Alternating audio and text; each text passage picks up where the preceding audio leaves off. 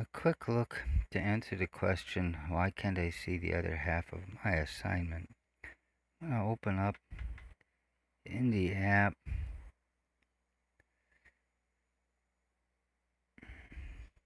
And indeed, I can't see the other half of the assignment to the right. So I just slide my finger on the screen, then I can see it.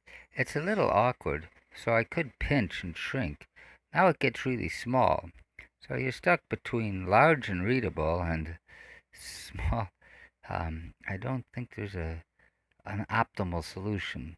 But if you can't see the part that's off to the right, you just drag your finger on the screen and your sheet will move around, smaller or larger. Uh, and you can see the rest of the screen. Uh, Maybe a magnifying glass would help.